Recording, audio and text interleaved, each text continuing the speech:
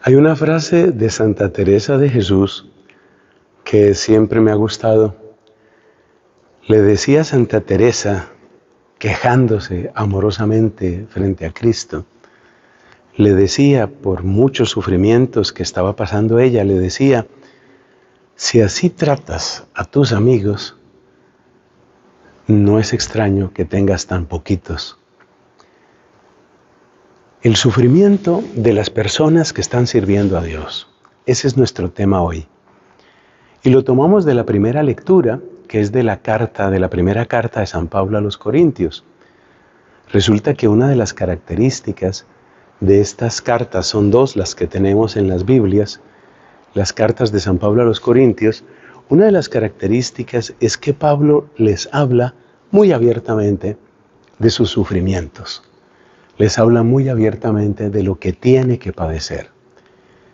Y la pregunta que entonces tenemos que hacernos es, ¿por qué en el plan de Dios es tan frecuente que las personas buenas, los servidores, los apóstoles, la gente más entregada, muchas veces es la que más sufre de distintas maneras? A veces porque son perseguidos, a veces porque padecen grandes enfermedades, a veces porque en sus propias comunidades los marginan o los rodean de desconfianza, los aíslan. ¿Por qué se dan tantos sufrimientos en las personas que tratan de servir a Dios?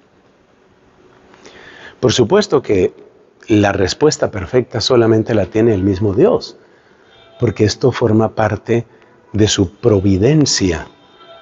No hay nada que pueda sucedernos que esté por fuera del plan de Dios. Dios, el Señor, es el que sabe exactamente por qué sucede lo que nos sucede.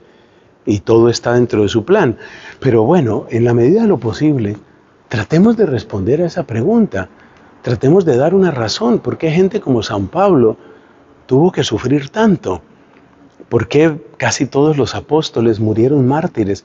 Y algunos de ellos de maneras espantosas.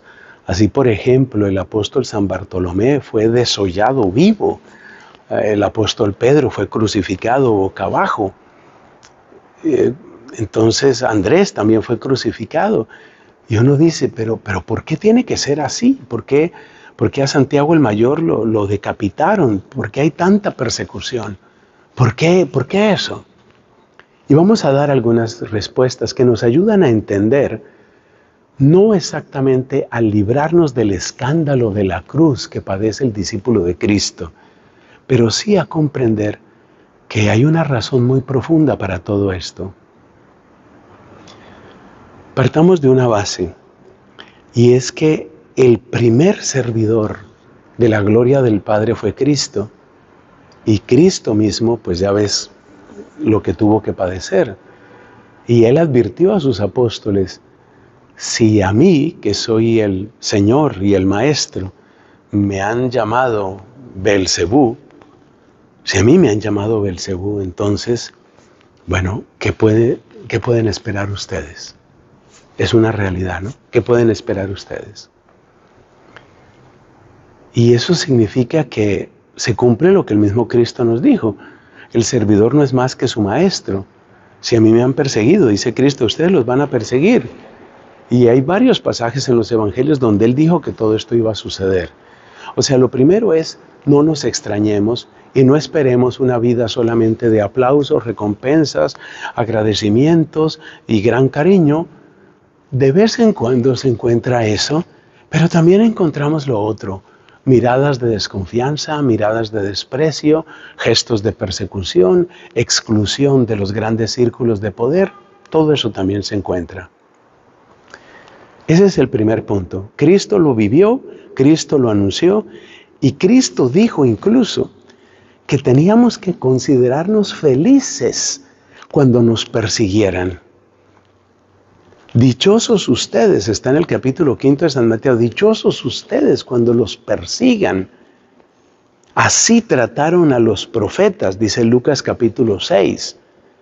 En ambos casos, en Mateo 5 y en Lucas 6, está clarísimo el mensaje.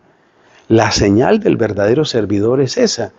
Y la razón final de que esto sea así, y este es un segundo punto, la razón final es que el profeta, el servidor de Dios, el auténtico discípulo de Cristo, necesariamente tiene que derribar ídolos, tiene que denunciar esquemas de pecado, los grandes negocios del pecado.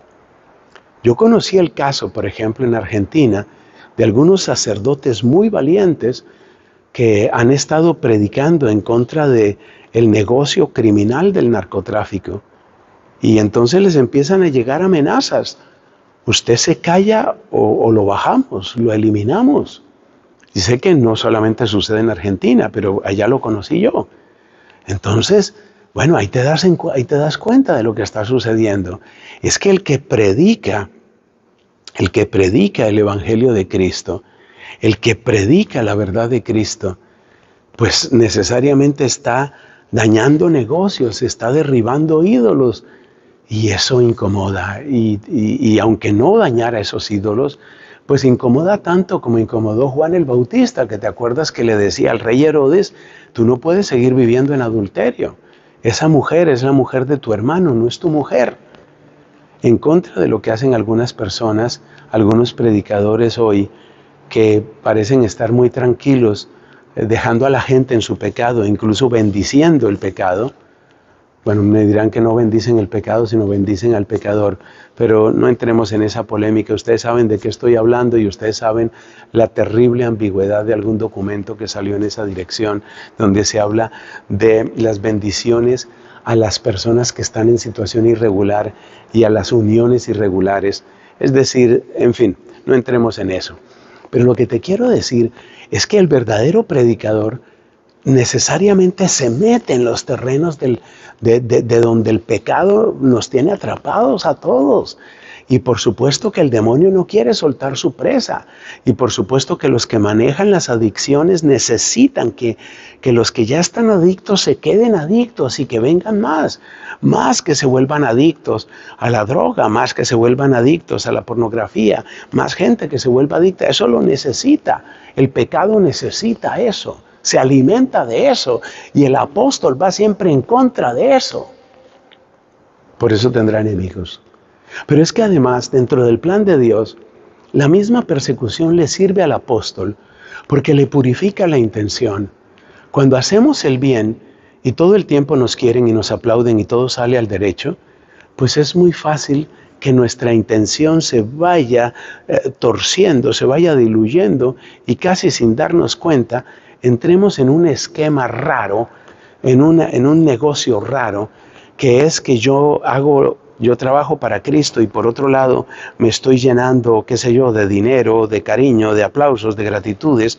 Pero cuando hacemos el bien y viene la persecución, entonces nuestro deseo de seguir a Cristo se purifica, porque entonces tenemos que revisar cuál es nuestra verdadera motivación, cuál es nuestro verdadero motor.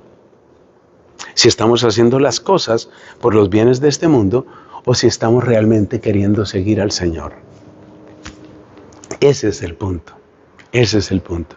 Entonces la persecución, las contradicciones, las incomodidades purifican nuestra intención y nos obligan a realmente obrar de una manera más pura, de una manera más generosa. Además, también en lo que tiene que ver con el apóstol, con el que trabaja por Cristo, las persecuciones y los desengaños nos ayudan a recordar que este mundo no es nuestra verdadera casa, que la historia no termina aquí, que esto no es lo definitivo, que finalmente nuestra recompensa vendrá después. Recordemos estas palabras que le decía la Santísima Virgen a Santa Bernardita Subirú, la jovencita que tuvo las visiones en Lourdes. Le decía, te voy a hacer muy feliz, pero no en esta tierra. Eso tiene que quedar resonando en nuestros corazones.